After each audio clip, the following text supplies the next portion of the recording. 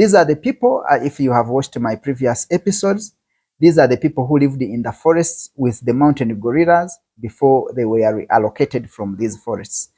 Everyone watching, I welcome you to another amazing episode. We are on the travel tips, and this part, it is still about the culture of Uganda.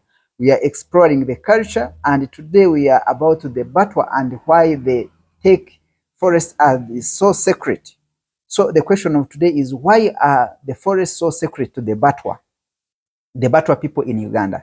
These are the people, if you have watched my previous episodes, these are the people who lived in the forests with the mountain gorillas before they were reallocated from these forests. Now the question of today is, why did they love to stay in these forests? First of all, there are various reasons which I'm going to share with you, and the first one is that these forests were their home.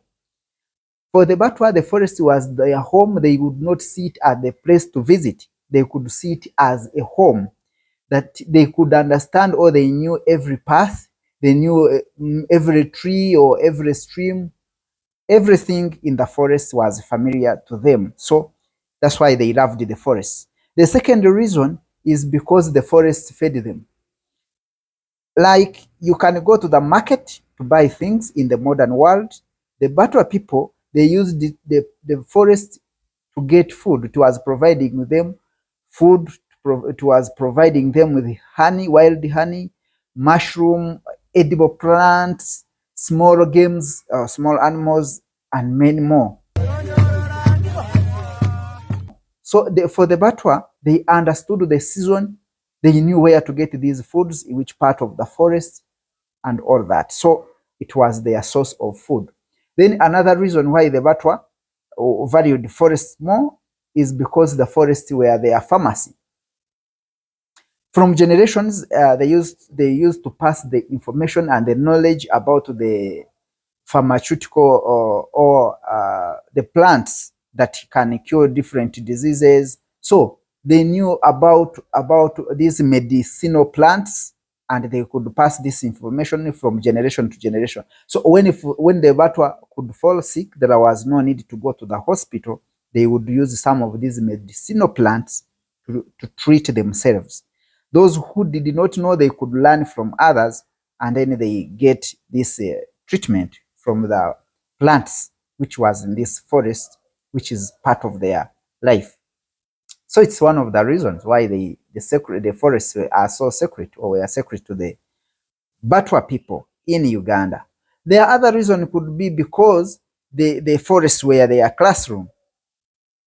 The people were learning different roles. For example, women about gathering firewood, and men, young boys could be trained, or they go with their fathers and their grandfathers to learn how to hunt and how to survive in the forest. So for them, this was a place to learn. They were learning skills and how to survive in this world. So every time they were in the forest, it was their classroom, and they were taking it to learn many things, skills like hunting, like making fire, like identifying useful plants, even how to respect nature, by the way. So they were learning all of these in the forest. Another reason about this one could be the forest was their spiritual life. It was part of their spiritual life. Just the way you go to church or you go to the mosque for your religion, according to your faith, these people, they were performing traditional rituals and others from the forest. They talk to their ancestors.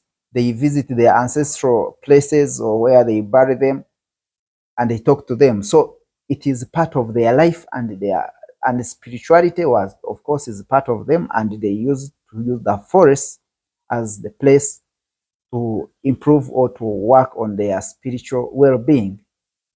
So for the Batwa people, in case you are watching my video for the first time, I have been talking about their life in the forest before the conservation time. When the conservation came and the gorillas were to be given space in the forest, these Batwa people were reallocated from the forest.